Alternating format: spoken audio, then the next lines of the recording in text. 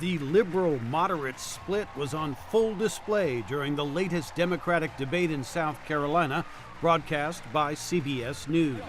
Tom, I think she was talking about my plan, not yours. Frontrunner Bernie Sanders defended the core vision of his campaign, that government take the lead to improve the lives of all Americans. That is not an economy that's working for the American people. That's an economy working for the 1%.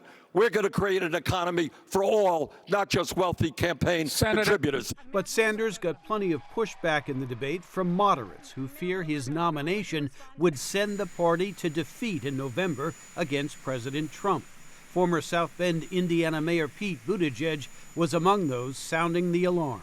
I mean, look, if you think the last 4 years has been chaotic, divisive, toxic, exhausting, imagine spending the better part of 2020 with Bernie Sanders versus Donald Trump.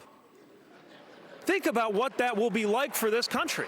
But Sanders and his supporters argue his success shows the Democratic Party has moved to the left since 2016 and is drawing in younger and more engaged voters. Analyst John Fortier. Well, I think he has some strength. He has a good core of people who are going to be with him no matter where he is, and he's likely to do very well winning or coming in second in states ahead. So he's in a pretty strong position.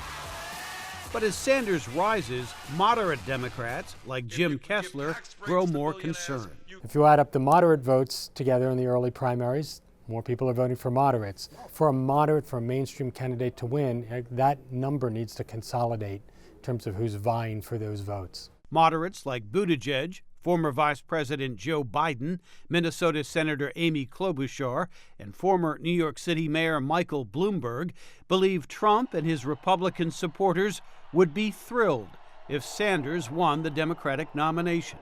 Analyst Matthew Dalek. They would be able to kind of exploit Sanders, some of his past positions, Medicare for all.